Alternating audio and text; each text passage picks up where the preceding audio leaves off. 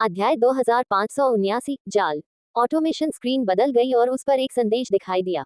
पता चला है कि दुश्मनों ने स्थानिक प्रतिबंध लगा दिए हैं। लक्ष्य सीमित हो गए हैं। ऐसे उच्च स्तरीय लक्ष्यों का पता चला है जो कमजोर लक्ष्यों पर हमलों में बाधा डाल रहे हैं। स्थानिक प्रतिबंधों को तोड़ने और क्षेत्र में व्यवस्था भंग करने के लिए गुप्त प्रोटोकॉल शुरू किया जा रहा है। अगले कुछ घंटों के लिए मशीन ने कठपुतलियों को अंधाधुंध भेजना बंद कर दिया। दूसरी ओर बेवुल्फ और उसके अधीनस्थ पूरे समय तनाव में थे। उन्हें नहीं पता था कि क्या होने वाला है और कब होगा।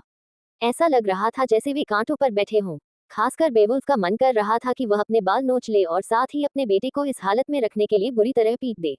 उसने कूटनीतिक संचार के प्रभारी एक वरिष्ठ अधिकारी की ओर मुड़कर पूछा, बाकियों ने क्या कहा? उनकी तरफ क्या चल रहा है? उन्होंने हमारी मदद करने से इनकार कर दिया। बेशक वे ऐसा नहीं करेंगे। वे सैम की तरकीबों का अंदाजा लगाने की कोशिश कर रहे हैं।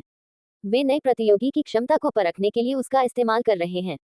वे जरा भी दखल नहीं देंगे। लेकिन मुझे कम से कम किसी तरह के समर्थन की उम्मीद तो थी। ये सोचकर दुख होता है कि वे इतनी निर्णायक रूप से संबंध तोड़ लेंगे। वह कुछ देर चुपचाप विलाप करता रहा। फिर उसे गतिविधि फिर से शुरू होने की पहली सूचना मिली। कुछ घंटों की प्रक्रिया के बाद स्वचालित विनाश इकाई ने अपना संचालन फिर से शुरू कर दिया।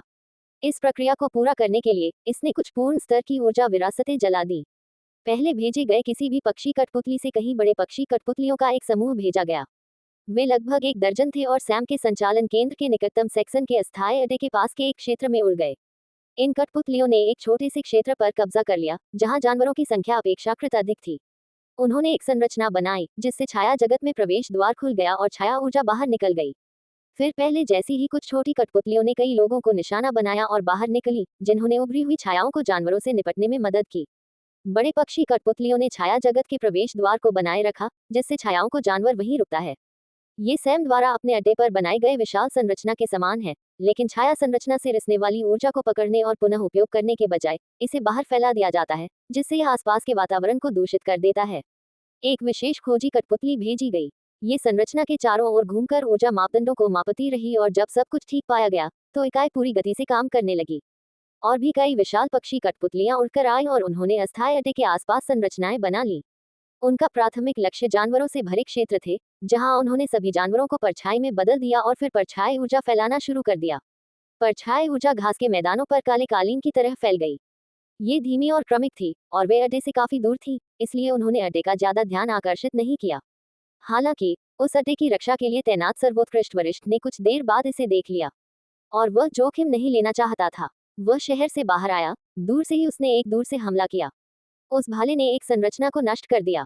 छायालोक का द्वार अस्त व्यस्त हो गया और उसमें से संक्षारक छाया ऊर्जा का तूफान निकला, जिसने आसपास की हर चीज को नष्ट कर दिया।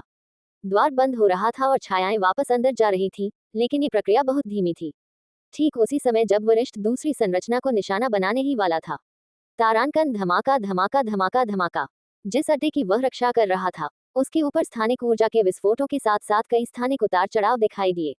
स्थानिक प्रतिबंध क्षतिग्रस्त हो गया और कई कठपुतलियों ने उस क्षेत्र पर आक्रमण कर दिया, जिससे छायालोक में दरारें खुल गईं। सिद्ध साधक तुरंत शहर में वापस गया और उस स्थान को ठीक करने का प्रयास करने लगा, लेकिन इससे पहले कि वह ऐसा कर पाता, कुछ परछाइयां अंदर घुस आईं और हमला कर दिया। इसके अलावा विस्फोटों से सुरक्षा दीवारों को भी भारी नुकसान पहुंचा। जब वह मरम्मत में लगा हुआ था, तभी पक्षियों की दो और बड़ी कठपुतलियां आईं और साधक द्वारा नष्ट की गई परछाई संरचना को फिर से स्थापित कर दिया। परछाइयां फैलती ही जा रही थीं। सर्वोत्तम साधक को समझ नहीं आ रहा था कि क्या करे। शहर को प्रभावित होने से बचाने के लिए उसे शहर से बाहर निकलकर परछाइयों पर हमला करना था। लेकिन जैसे ही वह बाहर निकला, शहर पर फिर से हमला हो गया। वह नुकसान को कम करने में कामयाब रहा, लेकिन कुछ नुकसान तो हुआ ही। और बाहरी परछाइयां तकनीकी रूप से उन्हें नुकसान नहीं पहुंचा रही थी, इसलिए उसने सलाह लेने के लिए बेवुल्फ को रिपोर्ट वापस भेज दी। और बेवुल्फ ने पूरी रिपोर्ट सुनकर यही सोचा, उसे कहो कि वह निगरानी करता रहे। बाद में उन्हें नष्ट करने में देर नहीं होगी। और यही उनकी सबसे बड़ी गलती थी, क्योंकि सतह पर तो परछाइयां सक्रिय थी, लेकिन सतह के नीचे उनका एक अलग ही मकसद था। बड़े पक्षी के आकार के कठपुतलियों ने चुपके से परछाई में कुछ धातु के गोले रख दिए। वे परछाई के द्वार के पार गए और नीचे की जमीन खोदने लगे और वहां परछाई की ऊर्जा से भरे कई छोटे धातु के गोले छोड़ गए। ये छोटे चैनल संरचना से रिसने वाली छाया ऊर्जा की तुलना में कहीं अधिक तेजी से फैलते हैं। और ये छोटे गोले संरचना से रिसने वाली छाया ऊर्जा से जुड़कर छाया ऊर्जा चैनल बनाते हैं, जो संरचना की तुलना में बहुत ही नगण्य होते हैं। लेकिन जैसे जैसे वे फैलते गए, जल्द ही सभी संरचनाओं के चैनल आपस में जुड़ गए। तब ऊर्जा अब उतनी नगण्य नहीं रही। स्नश मूल छाया संरचनाओं को केंद्र बनाकर एक विशाल छाया ऊर्जा का पर्दा बन गया। बड़े पक्षी कठपुतले हट गए, लेकिन संरचना नहीं बिखरी। इससे पहले कि कोई, यहाँ तक कि सिद्ध साधक भी, समझ पाता, छाया ऊर्जा फट पड़ी और शहर की ओर बढ़ गई। ये शहर के ठीक बाहर ही रुक गई, क्योंकि यह शहर की सीमा को पार नहीं कर पाई। छाया ऊर्जा रिसने से सीमा दूषित हो गई, और शहर के चारों ओर मीलों तक सब कुछ पूरी तरह से छायालोक का द्वार बन गया था। सभी बची हुई छायाएं शहर की ओर बढ़ रही थी। अध्याय 2580 ध्यान भटकाना। शहर के साधक तुरंत सीमा पर आ गए। उन्होंने परछाइयों पर हमला किया और उन्हें आसानी से पराजित कर दिया। हालांकि परछाइयों के पास परछाई लोक से ऊर्जा का असीमित भंडार था और वे लगातार पुनर्जीवित होती रहीं। उसी समय परछाई की ऊर्जा शहर में फैल रही थी। शुरुआत में सुरक्षा घेरा ऊर्जा को बाहर रखने की कोशिश कर रहा था, लेकिन एक कुशल साधक भी जानता था कि यह सुरक्षा घेरा ज्यादा देर तक नहीं टिकेगा। वह सोच रहा था कि उसे क्या रणनीति अपनानी चाहिए। क्या उसे किसी एक पक्ष का साथ देना चाहिए और परछाई के घेरे पर हमला करके शहरवासियों के साथ भागने की कोशिश करनी चाहिए, या फिर उसे अपनी सुरक्षा को और मजबूत करना चाहिए, क्योंकि उसके मन में यह बात थी कि जिस क्षण सुरक्षा घेरा परछाई की ऊर्जा को रोकना बंद कर देगा, शहर का विनाश निश्चित हो जाएगा। उसकी सोच सही थी, लेकिन समस्या ये थी कि उसने समय रहते नहीं सोचा। इससे पहले कि वह कोई निर्णय ले पाता, कच्ची छाया ऊर्जा ने गठन अवरोध को तहस नहस कर दिया, और सैम के पक्षी कठपुतली जो चुपके से ऊपर से उड़ गए, उन्होंने इसे थोड़ी सी दिशा प्रदान की। सुरक्षा घेरा टूट गया और कुछ ही सेकंड में वह बिखर गया। छाया ऊर्जा ने शहर पर आक्रमण कर दिया। उन्हें पता भी नहीं चला कि उन पर क्या आफत आई है। इससे पहले ही सैकड़ों परछाइयां छायालोक से निकल आईं। उन्होंने शहर के अंदर मौजूद लोगों पर हमला कर दिया। इनमें उस सिद्ध स्तर की परछाई भी शामिल थी जो उस सिद्ध साधक की थी जिसे शहर की रक्षा करनी थी। अब वह कुछ नहीं कर सकता था। मानव रूपी परछाई उस पर लगातार वार कर रही थी, फिर भी वह सोच रहा था कि वह क्या कर सकता था। लेकिन उसके पास कोई जवाब नहीं था, क्योंकि उसे सब कुछ निराशाजनक लग रहा था। बचने का एकमात्र संभव तरीका या तो खुद भाग जाना था, या शायद अंतरिक्ष द्वार का उपयोग करके उन्हें भेज देना था। लेकिन कुछ सेकंड सोचने के बाद उसे एहसास हुआ कि इतने कम समय में केवल पहला विकल्प ही संभव है, क्योंकि उन्होंने खुद ही अंतरिक्ष को बंद कर दिया था। अगर वे अंतरिक्ष द्वार का उपयोग करने के लिए इसे खोलते हैं, तो सैम उस समय सीमा के भीतर उनसे निपट लेगा। शहर में लड़ाई तेज हो गई, विशेष रूप से जब दर्जनों नए पक्षी कठपुतलियां उत्पन्न हुई, जिन्होंने साधकों पर हमला करके उनकी ऊर्जा को सोख लिया।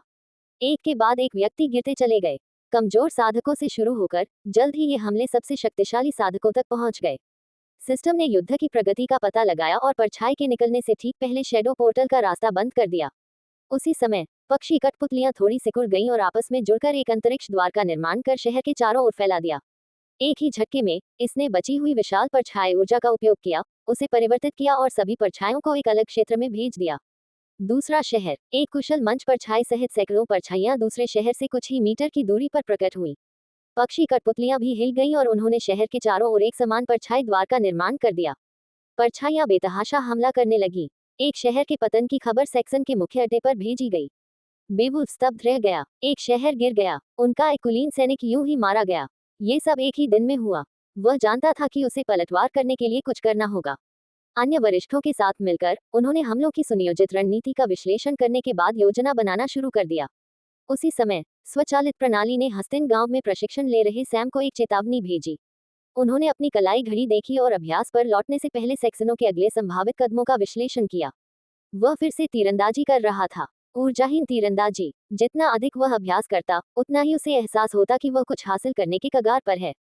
काफी समय बाद पहली बार सैम को लगा कि वह उतना बुद्धिमान नहीं है, क्योंकि वह समझ नहीं पा रहा था कि उसमें क्या कमी है और वह केवल बार बार अभ्यास दोहरा सकता था।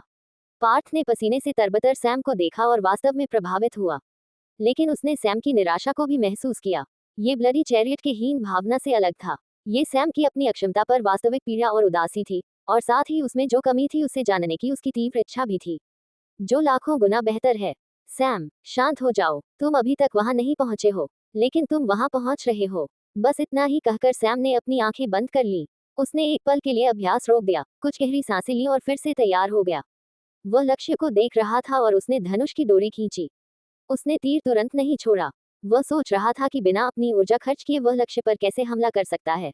अगर वह तीर को नष्ट कर दे तो क्या बचेगा, वह सोच ही रहा था। तभी एक छोटी तितली उड़कर आए और धनुष पर आकर बैठ गई। एक जानी पहचानी लेकिन दूर से आती हुई खुशबू अचानक सैम के मन में गूंज उठी। उसे हल्का सा सिरदर्द महसूस हुआ। हल्का था, पर चुभने वाला। टोंग उसने धनुष की डोरी छोड़ दी और सिर हिलाया। उसने माथे पर शिकन डाली। मैं कैसे विचलित हो सकता हूँ? उसने मन ही मन सोचा और धनुष की डोरी फिर से खींचने के लिए तैयार हो गया। एक तितली, एक और, वह इतनी कोमलता से, इतनी धीरे से प्रकट हुई, लेकिन वह उसके आने का आभास नहीं कर सका। उसने उसे तभी देखा जब वह उसके सामने आ गई। एक बार फिर वही जानी पहचानी खुशबू। उसके शांत मन में हलचल मच गई। उस चुभने वाले दर्द से सब कुछ अस्त व्यस्त हो गया। टोंग उसने धनुष की डोरी छोड़ दी। उसने बस उसे छोड़ दिया। सैम सतर्क हो गया। उसने आसपास देखा, लेकिन कोई बदलाव या कोई असामान्य बात नहीं थी। दूसरी ओर पार्थ के चेहरे पर गहरी शिकन थी। उसे निश्चित रूप से वह तितली ही लग रही थी जो इस गड़बड़ी का कारण थी, लेकिन सैम की तरह वह भी इसे महसूस नहीं कर सका। इतना ही नहीं, अपनी शक्ति के साथ उसे इससे कहीं अधिक देखने में सक्षम होना चाहिए था। केवल भौतिक उपस्थिति से कहीं अधिक। चाहे वह कोई भी सत्ता हो, भौतिक, सजीव, निर्जीव, आत्मा, चेतना, उसे उसकी उपस्थिति को महसूस करने में सक्षम होना चाहिए था, लेकिन वह भी ऐसा नहीं कर सका। वह केवल उसे देख सका।